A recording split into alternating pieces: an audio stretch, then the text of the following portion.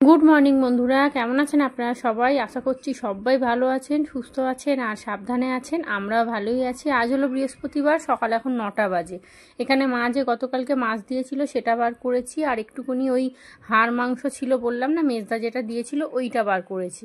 এখানে 1 কাপ চা, 2খানা প্যাটিস নিয়ে নিয়েছি। প্যাটিস হলে আমি 2খানা খাবোই খাবো, অন্য বিস্কুট হলে তবু 1টা 2টো খাই, কিন্তু প্যাটিস এত বড় বড়, আর তাছাড়া বড় বড় হলো প্যাটিস দিয়ে চা খেতে আমার ভীষণ ভালো লাগে। দুটোর জায়গায় 4টে নিলেও কোনো অসুবিধা নেই।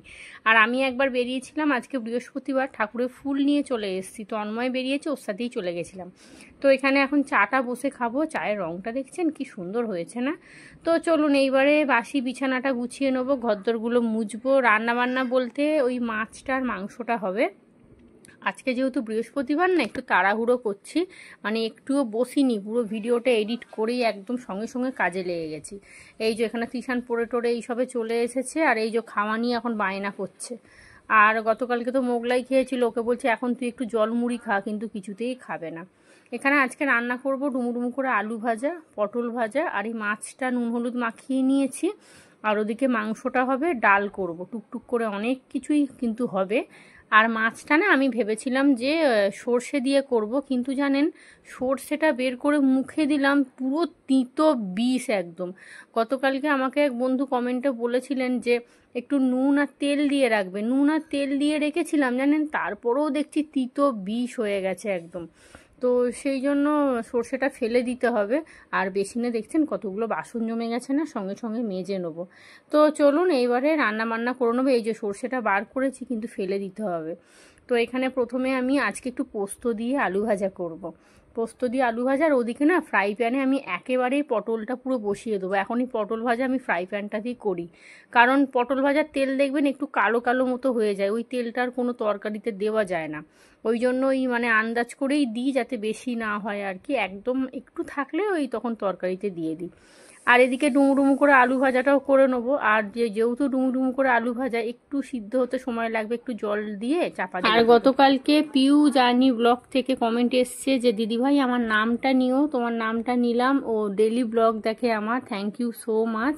আর হিন্দি ব্লগার সঙ্গীতা, এই অ্যাকাউন্ট থেকেও কমেন্ট এসছে যে আমার নামটা নিও, উনিও আমার ব্লগ ডেলি দেখে। তো অসংখ্য ধন্যবাদ আপনাদেরকে, আপনারা ব্লগ দেখছেন বলেই তো আজকে চ্যানেলটা একটু একটু করে যাচ্ছে। তবে দেখুন না, সাবস্ক্রাইবই হচ্ছে না, ধুম একদম, মানে যে চুপ হয়ে বসে গেছে, যেন মনে হয় ওকে যেন সাবস্ক্রাইবের বাটনটাকে না যেন মনে হচ্ছে কেউ ওই কী বলে ওটাকে, সেলুটেপ না, সেলুটেপটা তো ভালো জিনিস, ওই ফেবিকুইক দিয়ে যেন মনে হয় এঁটে দিয়েছে, ওটা আর নড়ছেও না চড়ছেও না।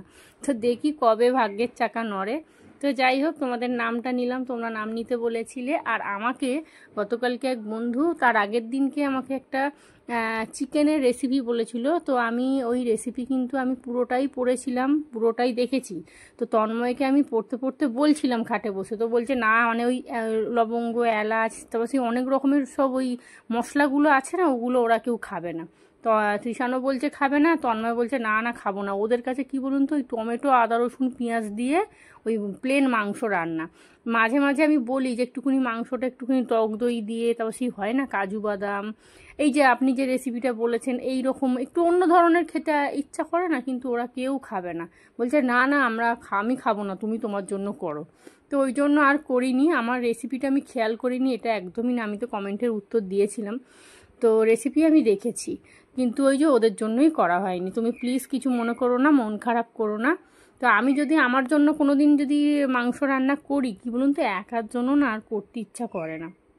তো ওদিকে না আমি দেখলাম উচ্ছেগুলো একটুখানি পচে পচে যাচ্ছে, তো ওই উচ্ছে আর একটা মাত্র কাঁকরোল ছিল, একটুখানি ওল ছিল, ওইগুলো সব প্রেশার কুকারে সিদ্ধ বসিয়ে দিয়েছি। আর এদিকে কিন্তু আমার আলু ভাজাটাও মোটামুটি হয়ে এসছে, এবারে পোস্ত দিয়ে দিয়েছি। আর দেখছি তাই সিদ্ধ হয়েছে কিনা, দেখছি আরেকটু মনে হচ্ছে সিদ্ধ হবে। ওদিকে পটল ভাজাটাও হচ্ছে। আর এই যে দেখছেন কি অবস্থা, পুরো তিতো বিষ হয়ে গেছে। ভাগ্যিস আমি মাছে দিইনি, ওই জন্য আগে আমি না একটুখানি মুখে দিয়ে দেখলাম কি কারণে হয়েছে জানি না, আমি নুন তেল কিন্তু সবই দিয়েছিলাম। তো ওই মাছটা না ভাবছি করকরে করে ভাজা করে নেবো। তিশান্ত আবার তেলাপিয়া মাছ ভাজা খেতে ভীষণ ভালোবাসে। আর আমার শাশুড়িকেও ফোন করেছিলাম, বলল না বৌমা, মা তো সর্ষে খেতেই চায় না, বলল আমারও তুমি ভাজা রেখে দাও। এইবার 3 পিস মাছ একটা মাথা আছে, 1 পিসের জন্য আমি আবার সর্ষে দিয়ে করব, দুধ তেরি। ওই লাস্টে গরম গরম একদম কড়কড়ে করে ভেজে নেবো, ওটা ডাল দিয়ে খেয়ে নেবো।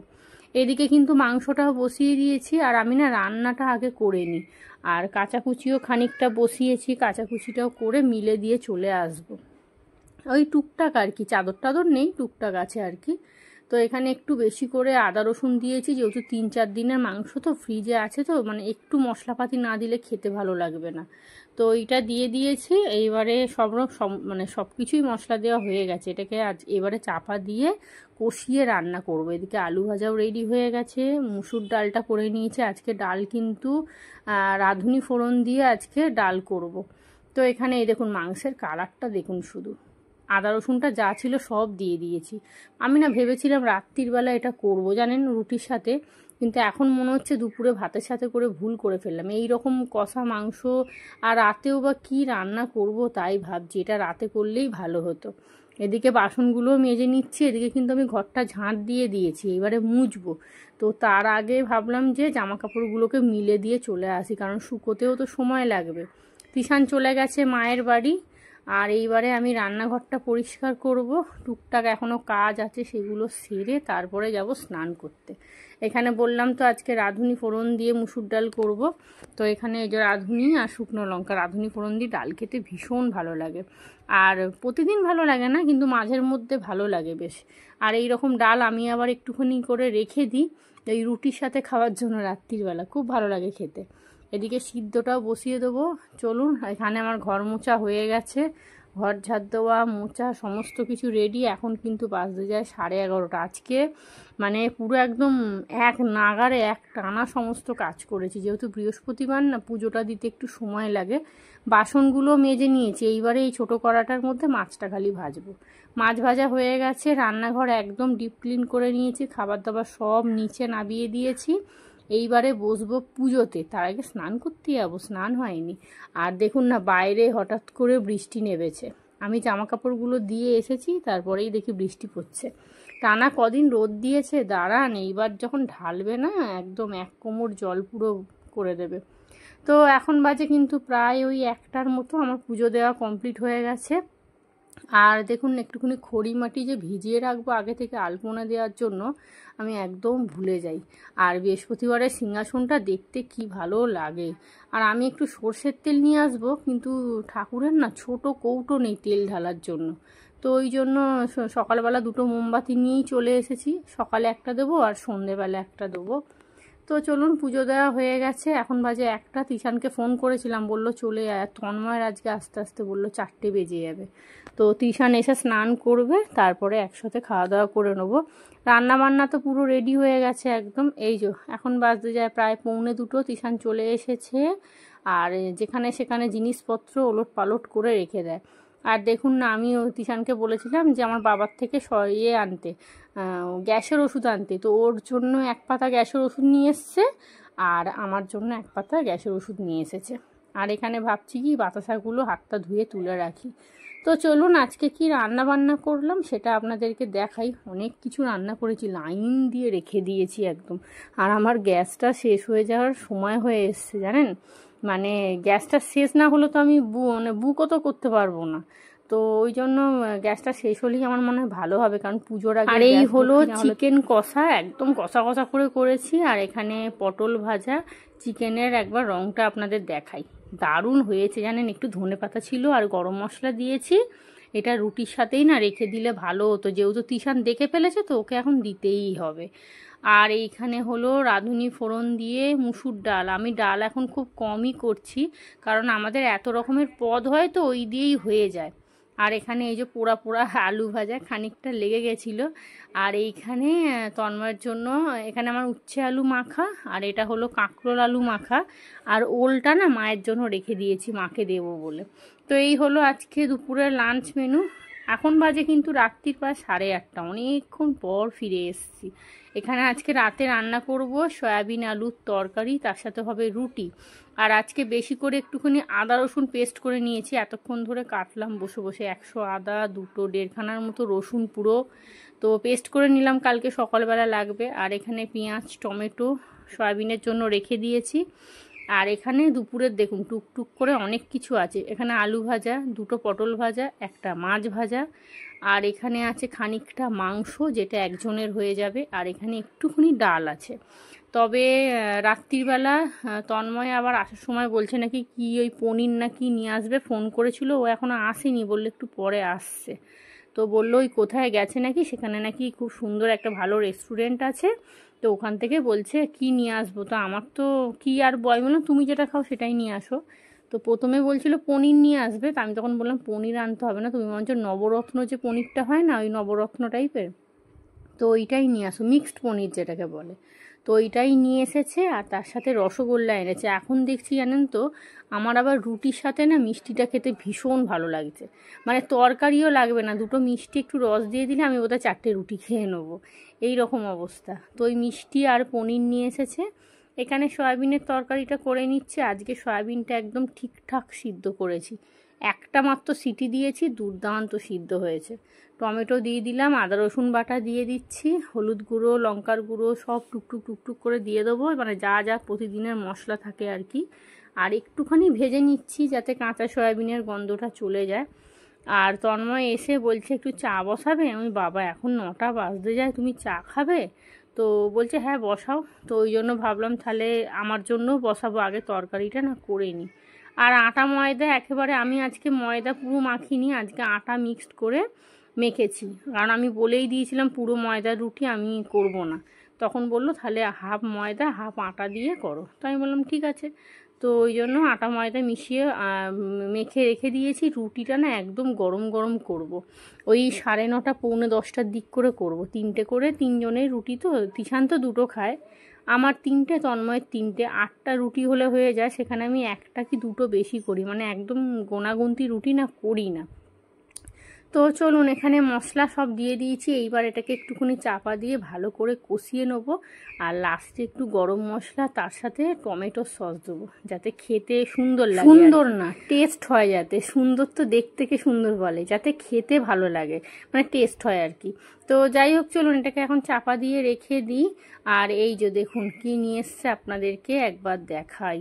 এই যে এখানে মিক্সড পনির, বাবা রঙটা দেখছেন? কেউ যদি এরকম তরকারি টানা 1-2 মাস খায় না, একদম সোজা একদম ওপরে চলে যাবে, টিকিট কাটতেও হবে না, টিকিট ছাড়াই পুরো ওপরে চলে যাবে। তো এখানে পনির আর এখানে মিষ্টি, আর এইখানে মায়ের খাবার দাবারগুলো তিশান একটু পরে দিতে যাবে, এখন প্রায় 9:30 বাজে। আর এই হলো সয়াবিন আলু কষা, একদম কষা কষা করে রান্না করেছি। আর দেখুন না, চিনিটা ঢালতে হবে, চা পাতা শেষ হয়ে গেছে। আজকে সন্ধেবেলা মা ফোন করলো, কিরে তোর কি চা পাতা আনবো? আমি তখন হট করে বলে দিলাম যে না না আমার এখন লাগবে না। আর এখন এই যে তন্ময় চা খাবে বলেছে, চা করতে এসে দেখছি চা পাতা নেই। তো কালকে দেখি ওখান থেকে দুধ আর চা পাতা বেশি করে নিয়ে চলে আসবো। এদিকে কিন্তু ময়দাটাও মেখে রেখে দিয়েছি, আর আমার জন্য আজকে চা করেছি। এখন 9:30 বাজতে যায়, চা খেলাম। তো বাজে এখন কিন্তু প্রায় 10টা 10, চা খেয়ে আধা ঘন্টা একটু টিভি দেখছি। তো ভাবলাম না আর শুয়ে থাকলে হবে না, রুটিটা করতে মোটামুটি 15-20 মিনিট তো লেগেই যাবে, 10:30 হয়ে যাবে। আমরা ওই 10:30 পৌনে 11টা করেই খেয়ে নিই, 10:30 মিনিমাম, খেতে খেতে উঠতে উঠতে পৌনে 11টা হয়ে যায়। তো এখানে রুটিগুলো সেঁকে নিচ্ছি। আর তিশানের না ফ্লিপকার্টে বুট অর্ডার করেছিল, আজকেই অর্ডার করেছি সকালবেলা, আজকেই দিয়ে দিয়েছে, এই 10টার সময় জাস্ট দিয়ে গেল। তো সকালবেলা ওই শুয়ে শুয়ে 3জনে মিলে, তো তিশান বলছিল যে মা বুটটা অর্ডার করব, আর ওর আবার ফ্লিপকার্টের বুটগুলো খুব পছন্দ হয়েছে। তো এইখান থেকে একটা অর্ডার করেছিলাম, চলে এসেছে, এখন যেমন দেখেছি সেরকমই দিয়েছে। তো এই যে এখানে পনিরের তরকারিটা খুললাম না, ওদিকে গরম রুটি, আর এখানে সয়াবিনের তরকারি, আর ওদিকে মিষ্টি, আর এইগুলো সমস্ত পুরো ফ্রিজে তুলে দেবো, কারণ মাছ ফাছ আর খাওয়ার লোক নেই, ওই পনিরের তরকারি দিয়ে সয়াবিন দিয়েই হয়ে যাবে। আবার মিষ্টি আছে। রান্নাঘর পুরো পরিষ্কার করে নিয়েছি। তো চলুন এবারে খাওয়া দাওয়া করব। খাওয়া দাওয়া করার আগে ভাবলাম আপনাদেরকে বুটটা দেখিয়ে দিই। তো এই জ্যোতিষানের পুজোর বুট, বাবা বুট বুট করে মাথা খারাপ করে দিচ্ছিল, কারণ আগের বছরে আমি বুট কিনে দিয়েছিলাম, ওর পছন্দ হয়নি। এইবারে একদম মনের মতো বুট অর্ডার করেছে, আর দামটাও সেরকম মনের মতো, জানেন তো। ওদেরকে বললে কি হবে, ওরা তো আর এসব বোঝে না, বলুন না। মানে পছন্দ হয়েছে মানে দিতে হবে, এরকম একটা ব্যাপার। আর আমাদেরও সব টুকটাক করে সব যেগুলো অর্ডার করেছি সেগুলো সব আসবে এবারে আস্তে আস্তে, আমার আর কি, তন্ময়ের নয়। তো চলুন, বুটটা কেমন হয়েছে কমেন্ট করে জানাবেন। তো ভিডিওটাও এখানেই শেষ করি।